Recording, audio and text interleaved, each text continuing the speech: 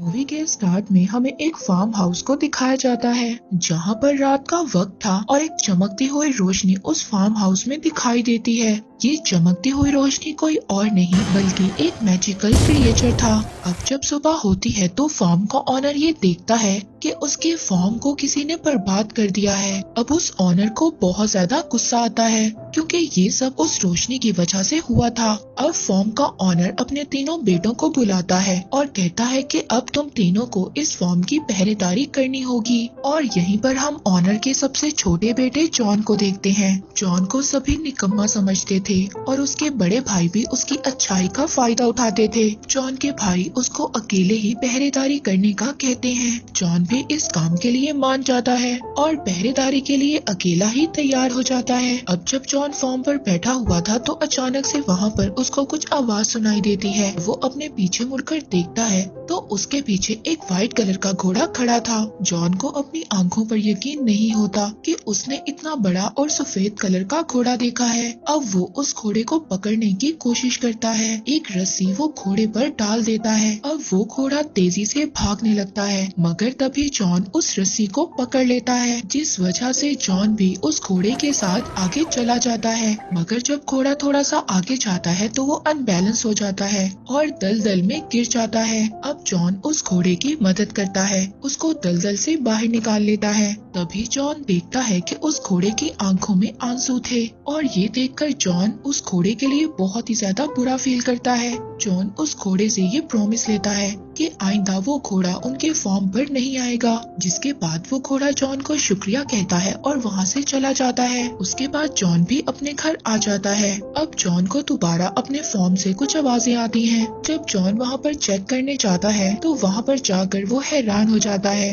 वहाँ पर दो घोड़े बंधे हुए थे। अब इससे पहले जॉन वहाँ पर कुछ समझ पाता उसको एक आवाज बताती है कि ये तुम्हारे लिए एक गिफ्ट है। जॉन जब पीछे मुड़कर देखता है तो उसको एक छोटा घोड़ा नजर आता है जो कि उसको बताता है कि मेरा नाम फॉल है। असल में फॉल उस घोड़े का बेटा था जिसको जॉन ने रात को बचाया था। फॉल जॉन को बताता है कि मेरी मदर तुमसे बहुत ज्यादा खुश है इसीलिए उन्होंने तुम्हारे लिए ये गिफ्ट भेजा है। जॉन ये सुनकर काफी ज्यादा खुश हो जाता है। तभी जॉन को अपने फादर की आवाज आती है। अब जॉन जल्दी से बाहर आता है और अपने फादर को बाहर रखने की ही कोशिश करता है ताकि वो अंदर न चले जाएं। अब जॉन अपने फादर के जाने के बाद फॉल पर बैठ जाता है और फॉल बहुत ही तेजी से भागता है। उसकी स्पीड को देखकर जॉन बहुत ज्यादा हैरान हो जाता है। अब एक जगह पर पहुंचकर फॉल सीटी बजाता है। अब फॉल की सीटी को सुनकर स्टेबल में खड़े हुए दो घोड़े भी उनके पास आ जाते हैं। जॉन ये सोचता है कि वो इन घोड़ों को मार्केट में ले जाकर बेच देगा। जॉन उन घोड़ों को मार्केट में लेकर जाता है तो उन शानदार घोड़ों को लोग देखकर हैरान हो जाते हैं। किसी ने भी ऐसे शानदार घोड़े कभी नहीं देखे थे। यहाँ पर काफी ज्यादा लोग जॉन से घोड़ों को खरीदने की बात भी करते हैं। अब फॉल भी जॉन को ये कहता है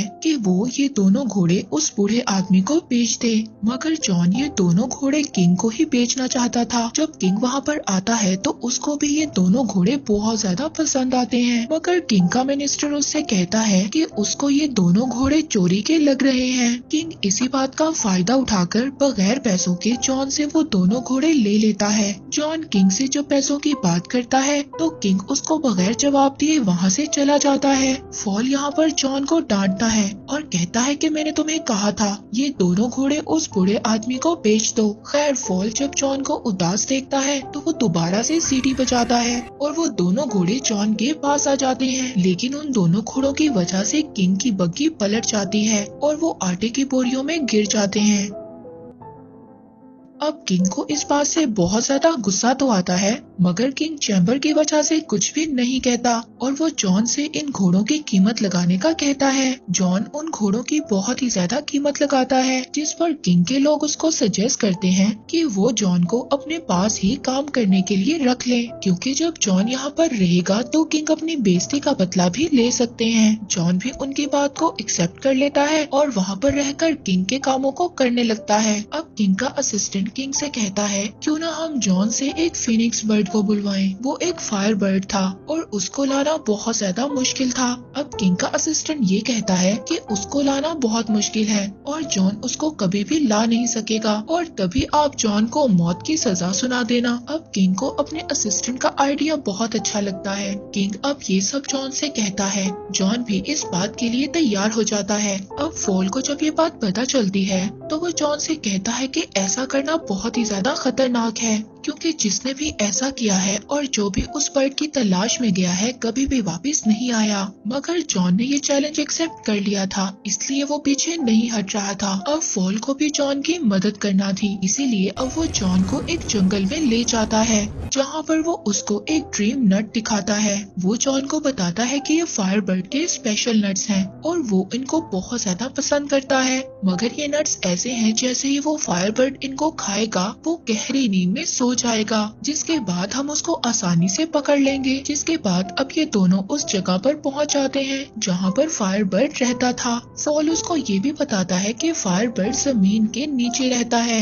अब वो उस जगह पर कुछ नट्स को फेंक देते हैं और उस फायर बर्ड के बाहर आने का वेट करते हैं। अब जैसे ही वो फायर बर्ड नट्स की खुशबू सूंघता है तो वो जमीन से बाहर आ जाता है। अब वो फायर बर्ड मजे से उन नट्स को खा लेता है, जिसके बाद वो बेहोश हो जाता है। अब जैसे ही जॉन उस फायर बर्ड को पकड़ने जाता है तो वो दोबारा से जिंदा हो जाता है। अब वो फायर बर्ड जॉन के पीछे पड़ जाता है। वो उनको पकड़ने के लिए जॉन और फॉल के पीछे भागता है, जिसकी वजह से पूरे आइलैंड पर आग लग जाती है। उस फायर बर्ड ने जॉन और फॉल को पकड़ लिया था, जिसके बाद जॉन अपने पास आखिरी नट पड़ा हुआ उसकी तरफ फेंक देता है। जैसे ही वो फायर बर्ड उस नट को खाता है वो बेहोश हो जाता है। अगली सुबह जब वो जागता है तो उसको पता चलता है कि उन लोगों ने उसको चेन में कैद कर लिया था। जब जॉन उस फायर बर्ड की तरफ देखता है तो वो ये देखता है कि उसकी आंखों में आंसू थे।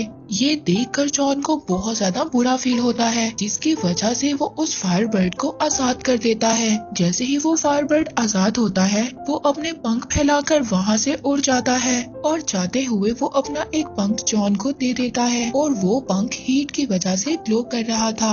फॉल जॉन को कहता है कि किंग अब तुम्हें नहीं छोड़ेगा, मगर जॉन फॉल से कहता है कि शायद वो इस पंख से किंग को ये यकीन दिलवा दें कि उन्होंने फायर बर्ड को पकड़ा था। जब वापस जॉन किंग के पास जाता है तो किंग जॉन की किसी भी बात पर यकीन नहीं करता। अगले ही दिन जॉन को मौत की सजा के लिए लाया जाता है। जॉन वो पंख निकालकर सबको दिखाता है, मगर वो पंख अब ग्लो नहीं कर रहा था और किंग जॉन को मारने का कहता है। जब किंग जॉन को मौत की सजा देने लगता है तभी वहाँ पर फायर बर्ड आ जाता है, जिसको देखकर सभी लोग बहुत ज्यादा हैरान होते हैं और वहाँ पर इकट्ठे सभी लोगों को जॉन की बातों पर यकीन आ जाता है, जिसकी वजह से अब किंग को जॉन की सजा खत्म करनी पड़ती है और साथ ही जॉन को किंग प्रमोशन भी दे देता है। इस बात पर किंग और भी ज्यादा गुस्सा होता है। अब वो अपने मिनिस्टर को कुछ और प्लान सोचने का कहता है। बहुत ज्यादा सोचने के बाद किंग का मिनिस्टर उसको एक आइडिया देता है। वो कहता है कि क्यों ना हम इस बार जॉन को एक माउंटेन की प्रिंसेस को लाने भेजें।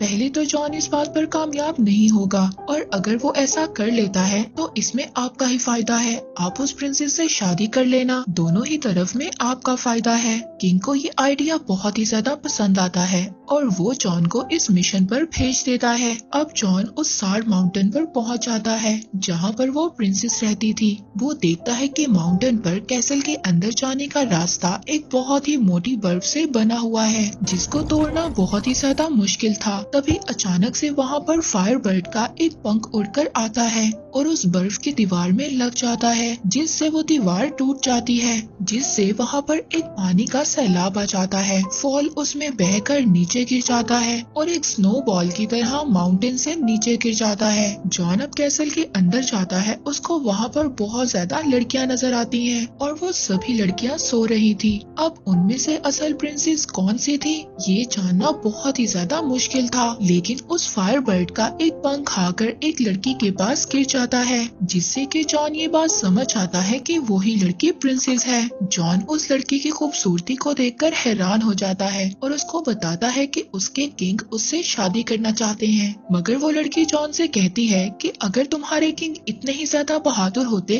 तो वो मुझे यहाँ पर खुद लेने आते, और वो ये कहकर वो प्रिंसेस पहाड़ से नीचे कूद जाती है। जॉन भी अपनी जान की परवाह नहीं करता और उस प्रिंसेस के पीछे कूद जाता है। अब फॉल उन दोनों को वहाँ पर बचा लेता है और दोनों को अपने ऊपर बिठाकर आराम से नीचे ले आता है।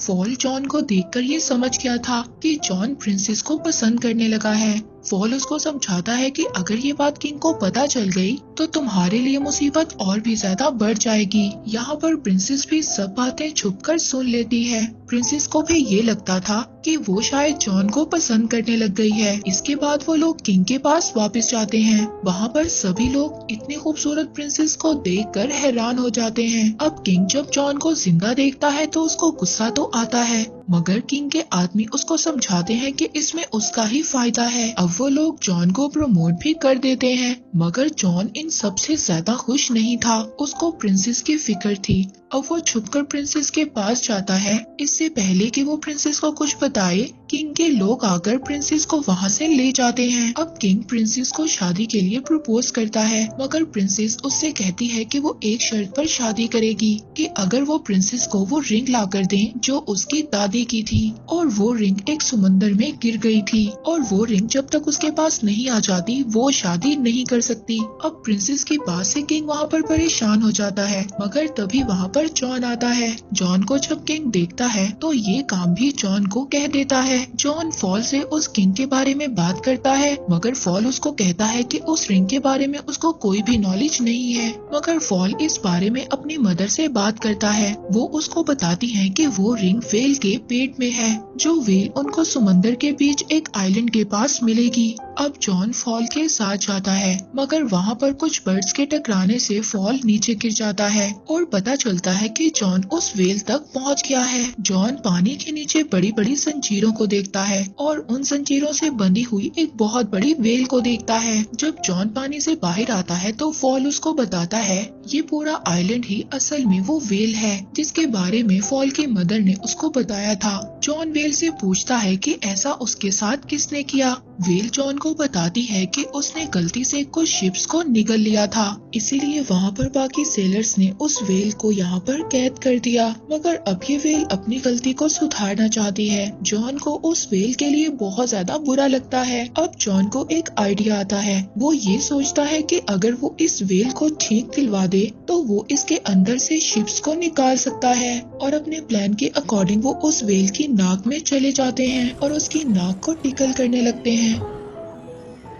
तभी उस वेल को एक बहुत बड़ी छींक आती है और वो सभी शिप्स उसके अंदर से बाहर आ जाती हैं, जिसके बाद ये वेल उस समंदर के अंदर दोबारा चली जाती है। उस वेल के जाने के बाद जॉन को वो रिंग याद आती है और जॉन उदास हो जाता है क्योंकि वेल अब जा चुकी थी। मगर तभी वहाँ पर एक क्रैब रिंग को लेकर आ जाता है और वो जॉन को बताता है कि ये वेल ने उसके लिए भेजी है, क्योंकि वो वेल दिल की बातों को जान लेता है। इसके बाद वो रिंग को लेकर प्रिंसेस के पास जाते हैं, जहाँ पर उनकी नजर उस फायर बर्ड पर भी जाती है जिसको किंग ने बिल्डिंग से बांध दिया था। जॉन प्रिंसेस को वो रिंग देता है, जिसे देखकर वो ये समझ जाती है कि जॉन उसके लिए कुछ भी कर सकता है। उधर दूसरी तरफ किंग का आदमी फॉल को दूरबीन से देख रहा था। उसको बोलता हुआ जब वो किंग का आदमी देखता है तो उसको ये लगता है कि फॉल एक डेविल है। वो सभी लोग वहाँ पर फॉल को पकड़ने जाते हैं और इसी दौरान किंग भी उठ जाता है। वो जब फॉल को प्रिंसेस की विंडो पर देखता है तो वो फॉल को शूट कर देता है, पर जॉन चाहकर भी फॉल को बचा नहीं पाता। इसके बाद किंग ये ऐलान करता है कि जॉन को प्रिंसेस के किडनैप करने के जुर्म में नौकरी से निकाला जाता है